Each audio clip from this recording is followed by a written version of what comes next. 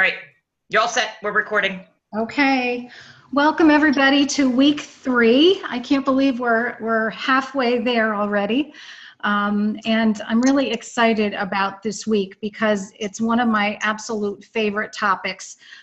So just want to say thank you for being on the call, and thank you for getting homework in and doing all of those things. It's really fun to see people participating and hanging in there because everybody's got busy lives. So congratulations again just for getting this far.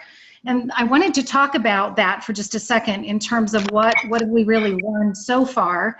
And we learned about product knowledge, which has been something that's been important for a lot of different reasons, really from the first time you started your business. And because the more product knowledge you have, the more sales you'll have and the more bookings you'll have, because people are going to have that confidence in you, that you know what you're talking about, and that's important. The other thing is the belief triangle. We've talked about that a number of times, but basically believing what you can do. You guys getting that? Are you getting a lot of background noise? Yeah, like someone has a TV or something on in the background. Yeah. Okay, maybe. Go back here. So we've talked about the believing in what you can and can't do, because that's really going to dictate your actions and your results, and that's what we want, are great results. So we really got to believe in what you're doing. We've learned about talking to people when you're out and about, in addition to at your shows. But what you say and your enthusiasm in how you say it will make a difference in terms of booking shows and getting sales and just having a positive outcome all the way around. And then last week, Karen was talking about passion part of this thing. And really, if you are passionate about your business and your products and the opportunities that all of that will offer, then it's going to influence your hosts and your guests, and again, your outcomes. So really important in terms of that. This week, though, as I mentioned, we're going to talk about my favorite topic, which is host coaching, because I think for me, I realize that that's the key to success for me, and for everybody, quite honestly, because it's all about building the relationship with your host. It's all about helping her feel confident in what you're doing. Because remember, some people have had shows many times and know exactly what they're doing, and some people have no idea about what they're doing. And so they need our help. They need us to partner with them. They need us to give them tips and guidance so that they can have a great show, which ultimately means you're going to have a great show. It's a win-win. And so that's our job, is just to teach them how to do it. And the more time we take in doing that, the better our results are going to be. So let's move to the next and talk about what host coaching really allows us to do. And I love this because it talks about host coaching is where you're actually going to earn your paycheck. All the time and effort that you put in to the host coaching part is going to make a difference in your paycheck, which you're going to pick up at your show.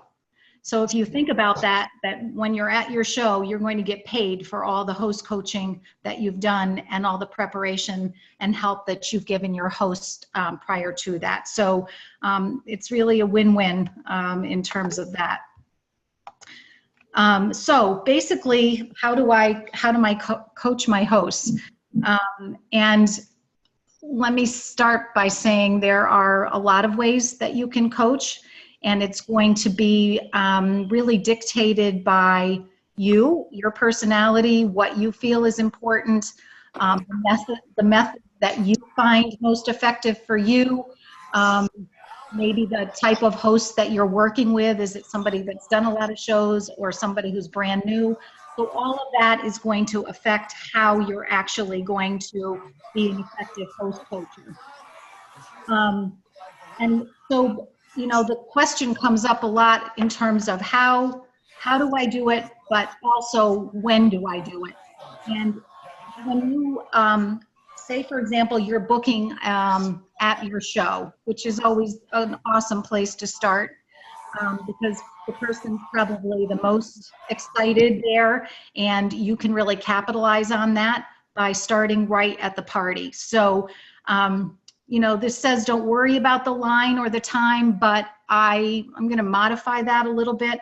I think you do have to be sensitive to, the line of people that might be waiting to check out, for example. But if you have somebody that's booking a show, to take a couple of minutes to maybe give them a host packet. I know a lot of people take them with them to the shows, and be able to say a couple of things to her at that point. That's great, because starting then is going to be to your benefit. When I do that, I usually try to make an appointment with her right then and simply say, I can't because of other people in line. I don't want to hold them up, but I would love a chance to really get us started in terms of your show. So when can you and I chat? Would you have time tomorrow, or what day could we chat, just so that I can go over what I'm giving you in your host packet, and get things started for your show. So think about it in terms of that, but definitely take advantage of the show to get her going on a really successful show. What you put in your host packet, again, can vary based on you. And it's changed for me over the years, I'm sure for Christine and for Karen as well. And the biggest difference for me was when I went from 2 catalogs in my show packet to 4 catalogs. Lo and behold, I doubled my outside orders. It wasn't rocket science, but boy, it really did make a difference. And it's important that the host, no matter how many you give, that the host has one that's just for herself, because you want her to really start working on her wish list and getting her, so, encourage her to really start marking that catalog up with the products that she wants. And that she will be able to use that kind of as a roadmap to how big her show needs to be able to get all of those. So get that in terms of the number of catalogs. That's definitely one you want to keep in mind. We're going to talk about this fridge reminder sheet in just a second, but it's really, if you think about it, it's going to be kind of a roadmap for your host to have right out in front of her, so she knows exactly what's going to happen along the way throughout the sequence of getting ready right up to her show. Then you'll notice on the last bullet on this, it says, tell them about the 40, 20, 15, 10, and you'll see that coming up in a few things. And that's basically, you're telling them that 40 invitations, which is what's in a packet, if she's sending and handing out all of those, that means that she's going to get about 20 people who say yes. That's that 50% rate that we've always talked about. And of that 20 that say they're coming, that means probably 15 are going to show up. So what you want to be doing is encouraging her to get 10 outside orders from those 25 people who don't come. Because if you can do that, then you're going to be at $1,000 show most of the time. It's very predictable, just simply based on the sheer number of orders that you're going to have. So this is the fridge sheet that I was just referring to, and basically, hi Sharon, how are you? Good, how are you? Good.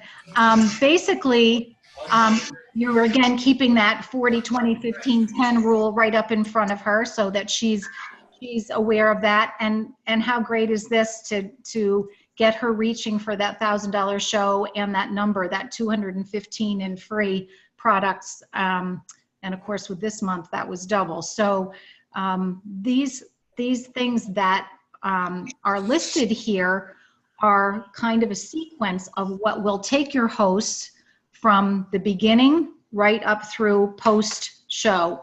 And so I'm not going to, I know you guys are great readers and you'll be able to reference this, but, and everywhere that you see the X's, we've pulled that out so you know that that's where you need to customize and make this your information on here. But you want to encourage her to create an account and also have her save your name in her phone. And the best way to do that is to do that in your phone under the first name as Pampered Chef and then the last name as your name. And then that way she can bring that up. If she's got a question, she can call you along the way and you guys can really be connected. The other thing is creating a Facebook invitation and inviting her to be a co-host. I can't stress that enough. We'll talk about that more, but that's a really important partnership that you will have there so that not only are you posting, but she's posting. And that is truly the key to a successful, certainly a successful Facebook and virtual show, but even a regular catalog show and cooking show as well. It's that interaction that's going to build interest and build orders. Handing out invitations, and I know that this has kind of changed for some people. I do still continue to send 40 invitations in my host packets. And my group talked about this last month at our meeting. And I still run the labels for my hosts so that she doesn't have to fill them out. I just have her peel them and stick them on. I have found that they're more willing to hand out those 40 if they're not filling them all out. And it's simply the 30 Avery labels that you type in one and copy and paste and they're done in 2 seconds. But I really find that works well.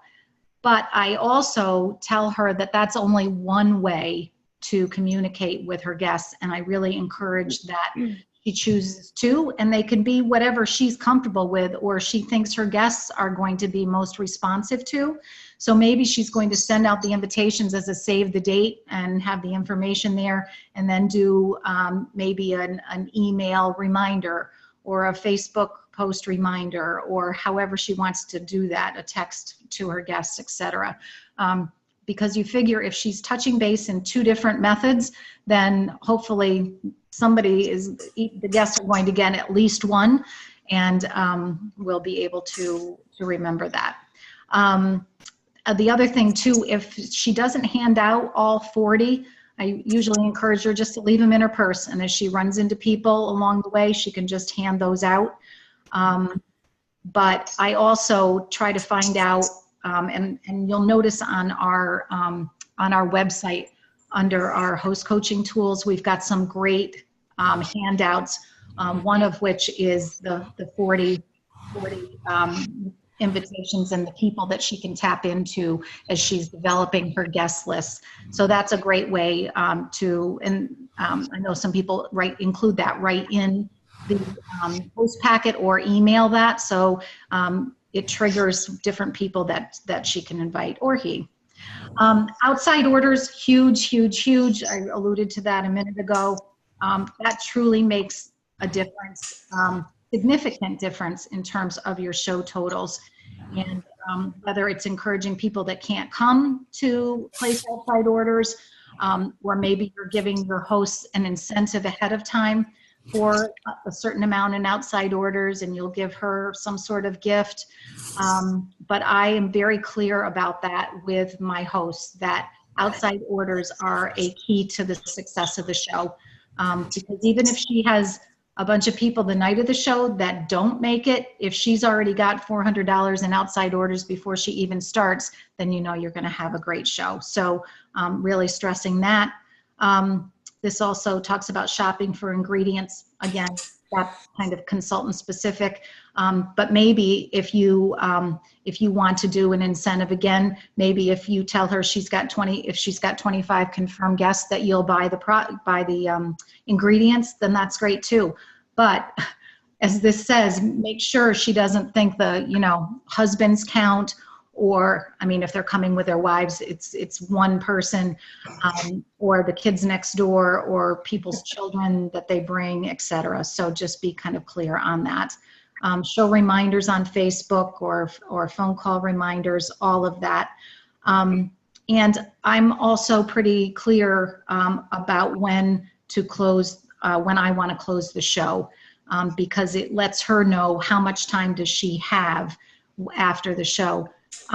I know for a while people were, and Christine, I think, correct me if I'm wrong, were you doing closing the night of the show? Were you trying to do that?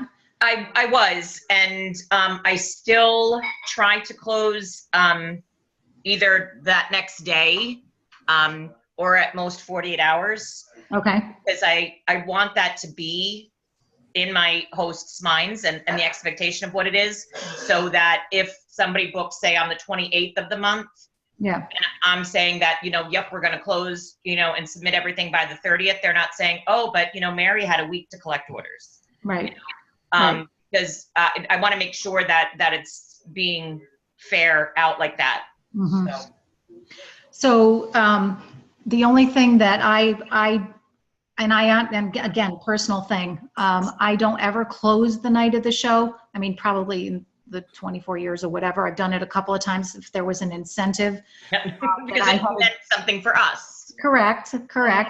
But I do think that you can miss out on a lot of outside orders because of people that maybe weren't able to be at the show and want to place an order anyway. You want to have time for your host to get that, or just somebody that comes and wants to take a catalog to share at work or share with somebody. You definitely have to be, your host has to know it up front. Like right. She's got to know. And I've heard hosts on the phone going, oh no, we're closing tonight, I need your order now.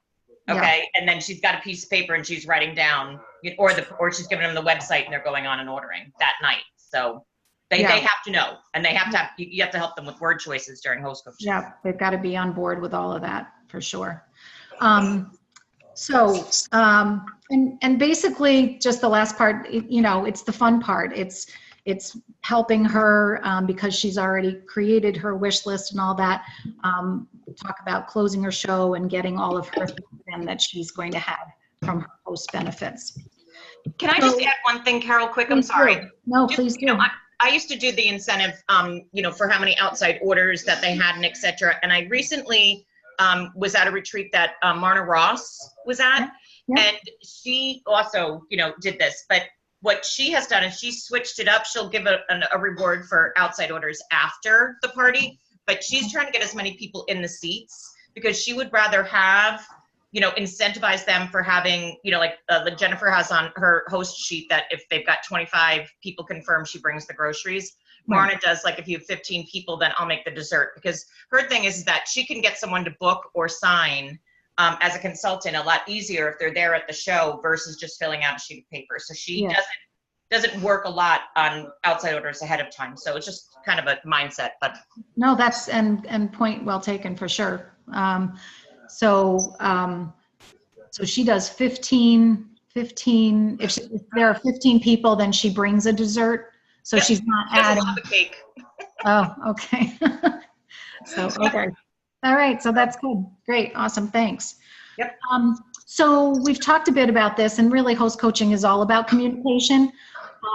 But I think, the biggest complaint that hosts have is that they didn't know what to do next. Again, if we're talking about people that aren't familiar with having a show.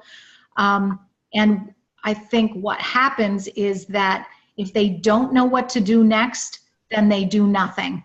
And when they do nothing, then that's when you are getting cancellations, you're getting postponements, and all the stuff that you really don't want. So that's why it's so important that we keep this communication going so that they do know what to do next and the process continues. Because I truly believe that's true. I think that for the most part, people cancel and postpone because they haven't done the inviting, and it gets overwhelming, and then they just say, forget it, and they back out. So how do we develop a host coaching system? Well, again, I've said it can be a very personal thing, but what is across the board the case is that means the difference between having a so-so show or having an incredible show. And so they need to have just this clear and concise roadmap, if you will, to how to get to that $1,000 show, or certainly maximize the show that she's going to have. And, you know, it's a matter of, you know, like this says $300 party where you're going to make $60, or $1,000 show where you're going to walk away with $220 or more for the evening. So, you know, I think it's pretty obvious which we want to do. So Jennifer has kind of used this what am I trying to say? Analogy, thank you. To if you were blindfolded, you know, could you make a basket from the foul line? And I laughed because I thought, even not blindfolded, I couldn't make a basket from the foul line, but I'm definitely not doing it blindfolded. And so she uses the analogy to Shaq, and could he do it? Yeah, probably he could. But if Shaq were taking the ball from our hands and going to the hoop, you know, could we make the basket now? And certainly the probability is a lot greater. And so basically this just means, you know, let's take our host and help her through this process so that she can have a slam dunk and have this incredible show. But she needs our help. We're the professionals, we're the experts, and we really need to share that so that they can walk away with a positive feeling. Because if you have a positive host who has a positive experience, then what's going to happen? What happens if you have somebody like that? You get more parties. Absolutely. If she's going to tell her friends and family about it, and you're going to book more shows. So definitely important in terms of the overall experience and her feeling like it was really worth her time and effort. So no matter what you're doing and how you're doing it, here are some things that you really need to do. And it's really a matter of contacting your hosts. And if you can do it in a variety of ways, that's the best. You know, it doesn't always have to be a phone call. It doesn't always have to be an email or a text. Mix it up, but certainly find out the way that she prefers to communicate the most, because that's going to be the most effective for both of you. You know, and maybe you set it up ahead of time that you're going to talk once a week. Certainly there are things that you can communicate. And of course, obviously it makes a difference how far out you're booking your show. I recently did one that was booked out only a week. So obviously I'm not going to be able to spread out things as much as I would as if I had booked it a month out. So obviously those kinds of things have to be taken into consideration. But if, you know, if you're posting in Facebook, you know, do it each day and make it different. Maybe it's a recipe one day, or a video or a tip, or maybe, you know, it's part of what's on special for the month, but really get them involved in that. And the more you can do that, I love this, you know, idea of befriending your hosts and the guests on a show, because they're going to be far less apt to cancel if they've been actively involved and feel like they're a part of this. Some people use Red Stamp. Christine, are you using Red Stamp? I am. Yep. Can you share, because I'm not, can you share a little bit about that? It's just it's a program, it's free, and I will grab a snapshot of maybe a recipe, especially if we've already decided on a theme, and whatever the guest special is for the month, and I just put it in the template. There's a whole bunch of different templates through Red Stamp. I mean, it's pretty easy to do, but I mean, if you guys ever wanted to do a Zoom on it, I'm happy to do it. And then I just put the same kind of stuff that would be on a regular invitation. I can then text it to my hosts, who can then post it on their Facebook wall. They can email it. They can text it themselves. I just always tell them, don't send it out as a group text. Figure out how to do it so that you don't get the reply alls and etc. I've actually even offered to send it for them because I subscribe to a service that allows me to send mass texts pretty easily without reply alls. Okay. So one person has taken me up on that, but it's especially in today's digital world, if you've got, a host who is, 30 or younger, yeah, those postcards, laugh, sorry, but she is. Yeah. So, the red stamp gives you a chance that it's more than just words. Because, as you know, the rules are even on Facebook. If it's a picture, people are more likely to look at it than if it's just words. So. Right. Okay, cool. It would be fun. I would love to, if you would be willing to do that red stamp. I think we might get a lot of people who would be interested in doing a Zoom on that. Absolutely. Yeah, that's fine. Cool. So again, the 40-20-15 rule, you can't say that enough. And in terms of the demo, if she's picking something and you can make it and take a picture of it so that she can post it, again, to encourage people about coming, and see all the, see what they have to look forward to and all of that. That's just all the better. And of course you want to practice ahead of time, and she's using red stamp to send that out to. I also use the email right from our, right from our website, to email out to hosts, because that's got the link to her show so that she can use that as well. And then I give that to her in the host packet as well, so that she can get that out to people in whatever way she'd like to. Okay, and certainly going over the host benefits before you leave the party.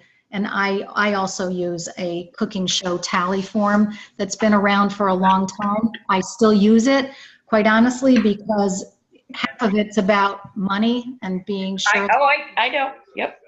that we are in agreement on that. But to be honest with you, I've had a lot of great feedback with that they liked seeing the different levels and see where they are now and how much more they need to get to the next 2 or 3 levels, and what does that look like? How much more and free does that mean? How many more half-price items? So it doesn't have to be necessarily this cooking show tally form, but something that is going to let her know where she is and where she can be and what those benefits look like for her. Does the company still sell those, Carol, or are you making your own? Or? I've been they were on, they were in the back of the policy. Oh, okay. Yeah. They're reproducible, and so I've just been using those. But again, it doesn't have to be this. It's just that. No, I understand the fact that I can do both of those with it. So, okay. So this is what we were just talking about in terms of communication. You can. These are kinds of points of conversation to have with her about her packet. About if you are doing labels, were they correct? And the invitations, if you're handing them out. The other thing that I think need to find out up front is that is she willing to commit to posting on her party at least a couple times a week? Because if she isn't, if it's always coming from you, it's just going to be too salesy and it's going to be too one-sided. I had a conversation today with a host that I have right now, and I just said, they don't want to hear from me all the time. They really want to hear from you. And what are you using from Pampered Chef, and why do you love it? And what recipe did you make for your family? It's going to be much more effective. So, and also finding out from her what is the thing that she's most excited about in terms of her wish list, so that you can make sure that she gets there and gets those rewards. Okay. And here, this thing is so sensitive, my gosh. So the other thing that it's important to do in terms of your communications is talk to her about, is this business a possibility for her? Is there something about working with Pampered Chef that could be a benefit? Is she looking for some extra income? Has she ever thought about doing what you do? And the more that you can involve her in that before, during, and after your show, the more likely it is that you may add her to your team, because statistically, it's the highest number of consultants are people that have been past hosts because they love the products, they've been involved. And so it's much more likely that they're going to be interested in becoming a consultant, but you need to have the conversation with them throughout the process. This we're going to skip over, but it's just basically reminding you that you do want to just keep that communication open and keep her on track. And I actually have all that verbiage, Carol, scheduled to post in the group, so they'll get all Jennifer's verbiage. Okay, wonderful. Thank you. Perfect. Here's something that is what Jennifer does, and she finds that it's extremely successful. She does a couple of videos that she has done for her hosts, and one is about what's in the host packet, and basically what her hosts can expect from her, and basically the other one is what to expect for the party and different things in terms of what she feels are really important. But she's done them in a video, which I think is such a great idea. And the videos are there too. They can watch the videos. She swears that it helps with connection and, you know, et cetera. So definitely worth it to watch. Right, and she sends them via Facebook Messenger, so she can actually see who's picked them up, and she can tell, you know, who's really actively involved in this process, and really helps her to identify the hosts that are going to have great shows and the ones that maybe aren't. So I think that's an awesome idea, and there again, the video thing makes such a difference in terms of how effective our posts are, and so this is just you know, an extension of that. So great ideas, and again, as Christine said, you'll have that so you can take a look at that. So how do you keep track of everything? You know, that's the age-old question.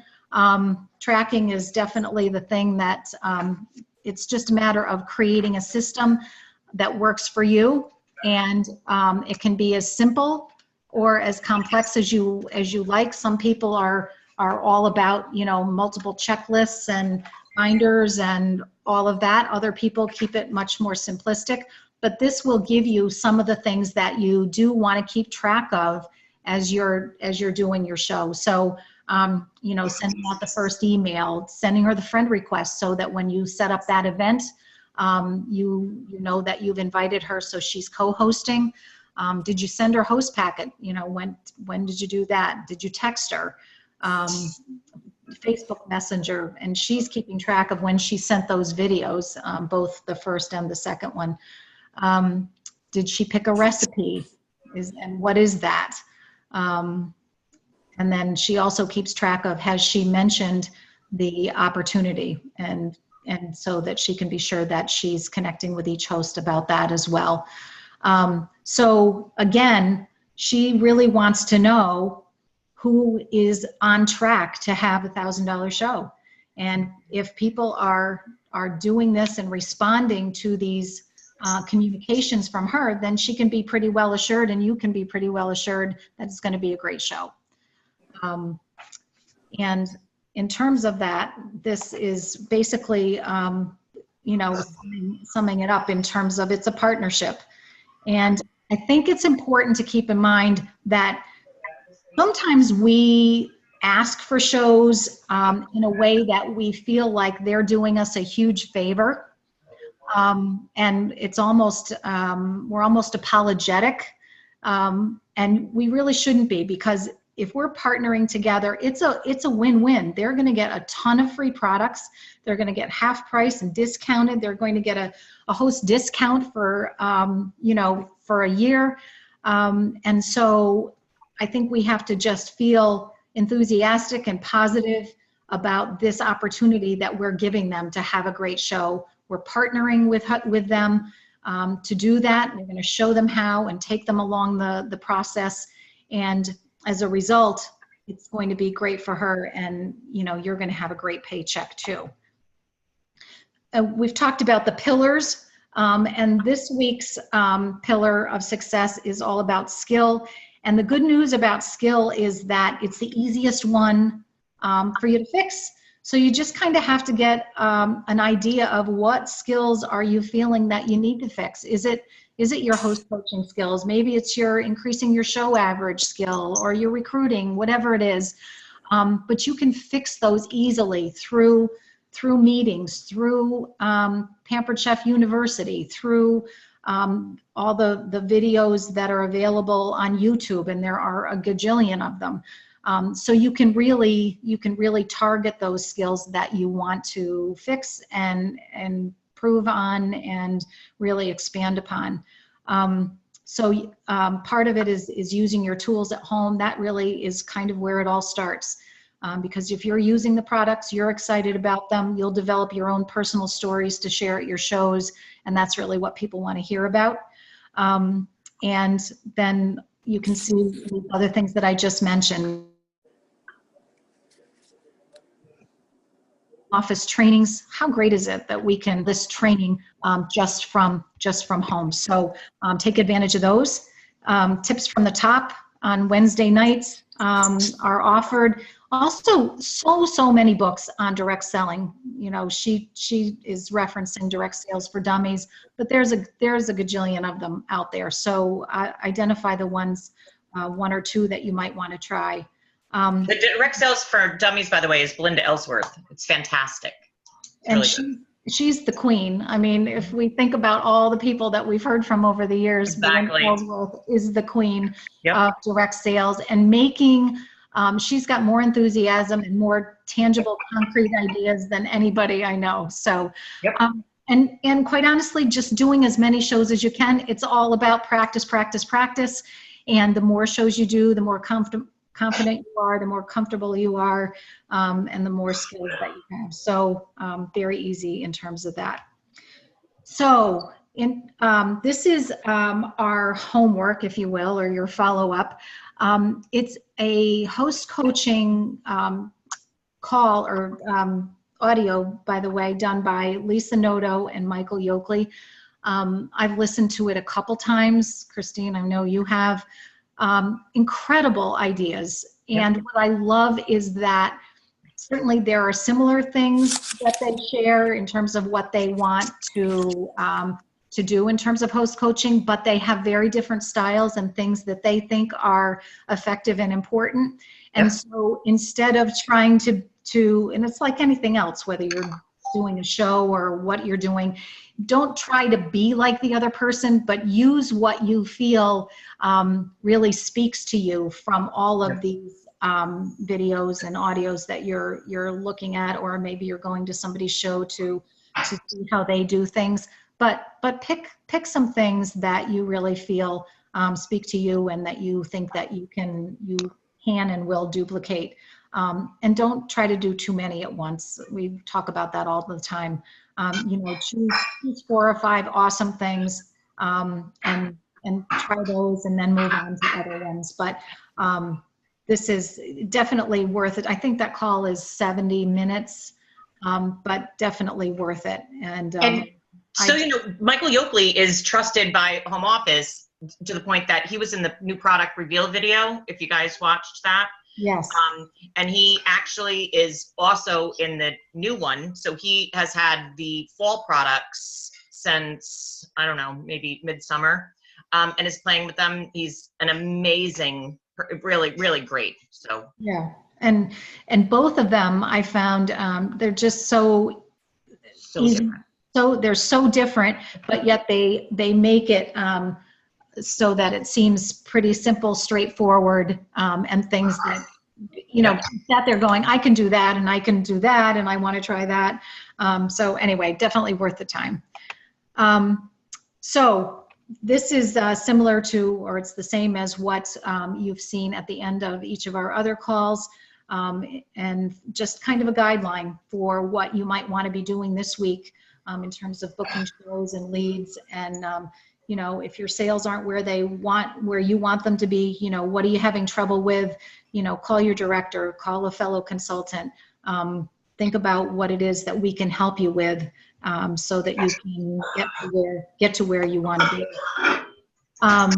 So questions that we can answer for you? Because we're just a little bit over.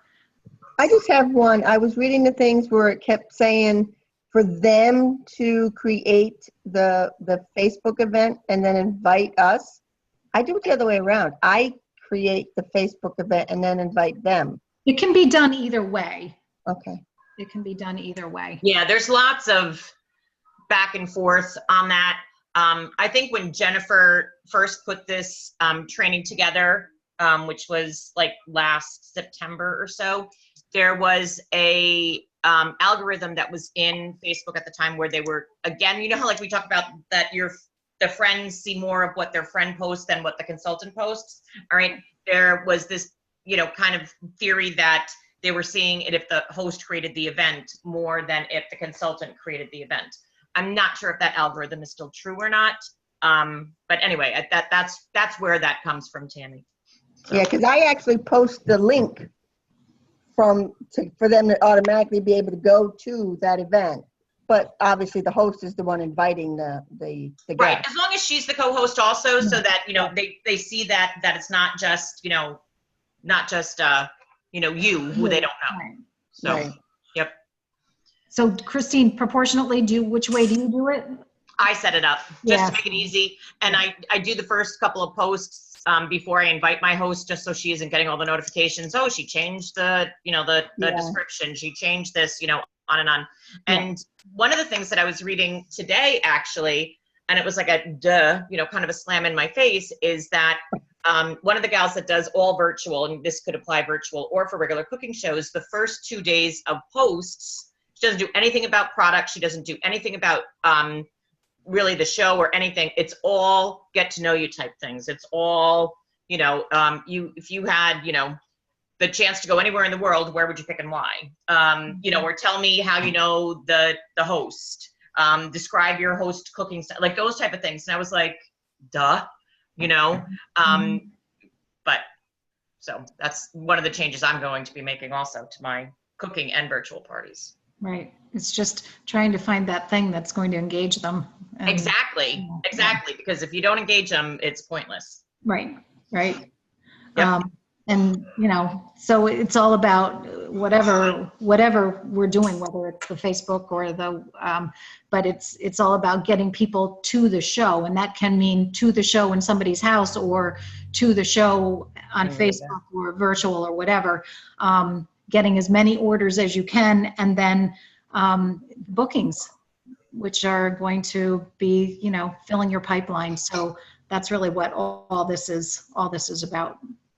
Any other questions, comments, thoughts? No? Just thank you guys for doing this. Charlene, I didn't know you Hi, were. Charlene. I had I'm my. hiding. You're welcome. I'm glad you were there. With my view tonight, I was seeing the slides and not the people. So anyway, Okay. I'm glad you were. I muted myself because I'm noisy. All right. Well, anyway, thanks everybody. And if you have questions, and I know Christine, you said you were going to post the follow-up. Exactly. I've got tomorrow morning, you'll see the homework survey as soon as this processes. I'll also post the replay for this.